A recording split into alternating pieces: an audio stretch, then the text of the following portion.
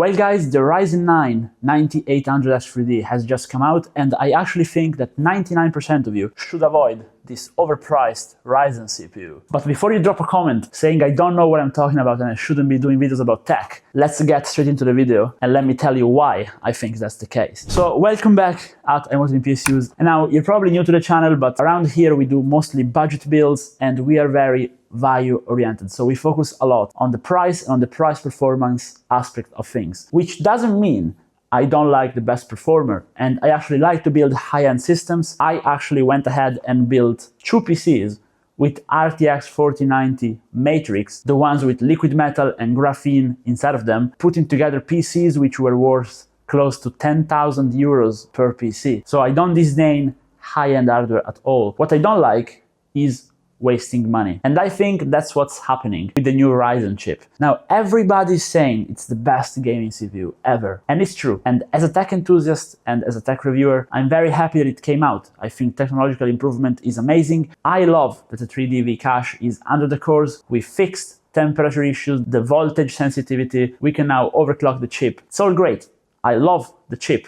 Overall, it has a few issues, which we'll discuss later, but I like it. The thing is though, it came out with an MSRP of just under $500, and right now in the US you can't buy it for less than 500. But in Europe, with the conversion, etc., it's an over 600 euro CPU. Now at that price, this thing costs more than a i9 here, and it costs more than a Ryzen 9 still here, and also more than the new Core Ultra 9. In gaming, it's faster than all of these. But of course, it's not in productivity, but that's not my point. What my point is that the actual difference in real-world gaming is gonna be zero. You can see the graphs, okay? I don't wanna show you my testing, it doesn't matter, because it's not a matter of my numbers. You can just get hardware unboxed numbers, which are pretty much an industry standard at this point. Check those.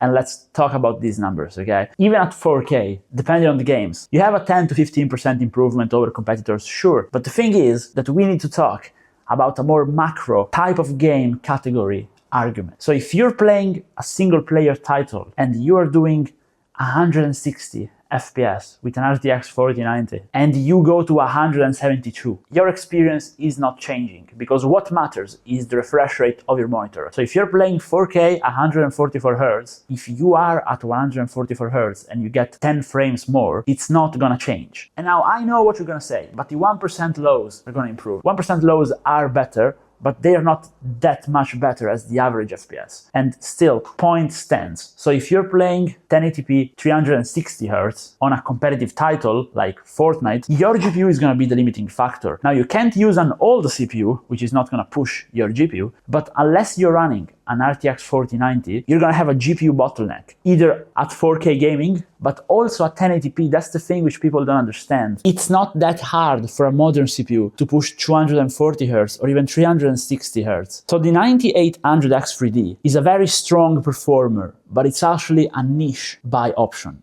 in my opinion. It's a CPU for those who are playing high refresh rate and they have the best GPU on the market, maybe an RTX 5090, because with 4090, even at 1080p, you can't really get that jump which you need. Even if you're playing at 1080p 540 Hz on CS2, you're doing that with a lower end CPU. You don't need the 9800X3D to come in. That's the point. So this is a CPU which should be bought by basically the 1% of people who are playing with the best of the best on a very competitive high refresh rate monitor, where they are spending this $300 more just for the 1% lows, and nobody else should buy it. Because again, if you're playing 4K 60 FPS and you go to 70, nothing is gonna change. And you get my point. Just apply the 20%, if we wanna make it 20% performance difference on average, apply it to various scenarios, and you will see that on average, it doesn't matter. Like, it makes no difference. Because the only time it would make a difference is if you're going from 120 to 140 and then you're reaching your monitor's refresh rate, but that never happens because the games in which you have to do that, they're not CPU limited, they are GPU limited. Here's also another issue of the 9800X3D, which people are not discussing. It's a power-hungry CPU. It draws a lot more power and needs to be cooled better than the Ryzen 7 9700X counterpart, and surely it's not the efficiency beast which the 7800X3D was. That's because, of course, we removed the voltage sensitivity issues. Again, the cores are now on top, etc. Better, but Now the CPU is less efficient. It runs hotter. You can't run it on an A620 motherboard like you could with an 1700X3D. Now I know you're not supposed to, but extrapolate, even on a cheap B650, you shouldn't put the CPU. You should get a decent motherboard. Not a good motherboard, not an expensive one, but at least decent. So that drives up the cost even more. The fact that you can run better memory with it doesn't really matter. Now, of course, you can tune the CPU. I actually have a video on how you can undervolt it, tweak it to make it run better, more efficiently, more FPS even. So sure, you can do a lot with it. But then if we are opening that topic of tweaking, undervolting, overclocking, you can do that to other CPUs as well. You can bridge the gap, and you'd be surprised by what the Intel Core Ultra 9 285K can do while overclocked with the right RAM. Don't want to make it an Intel versus AMD choice, because the CPU I actually recommend you buy is the Ryzen 7 9700X non-X3D. For most people, I think it's a great buy. At the moment in Italy, it's half the price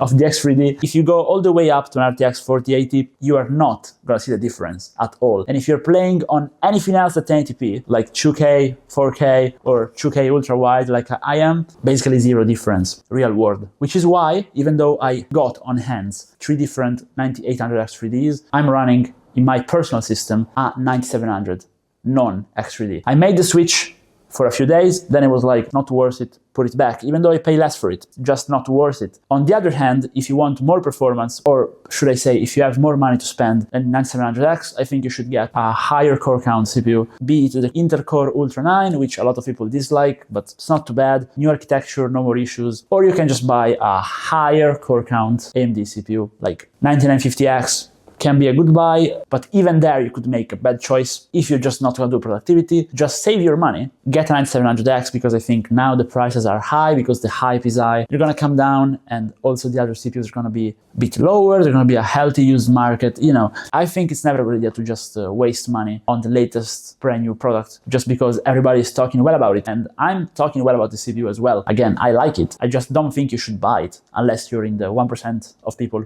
who needs it. So now that you've seen all the video, if you still disagree with me, now you can drop a comment saying, I don't know what I'm doing. And we can have a healthy discussion in the comments, or if you agree with me, maybe let me know and drop a like, maybe subscribe and stick around if you want to see which PC builds I do, which are a bit on the cheaper end and also higher end, but more balanced ones. And also if you want to undervolt or overclock your CPU, full of guys on the channel. And I hope to see you guys again. And thanks a lot for watching, even if you disagree with me. Bye bye.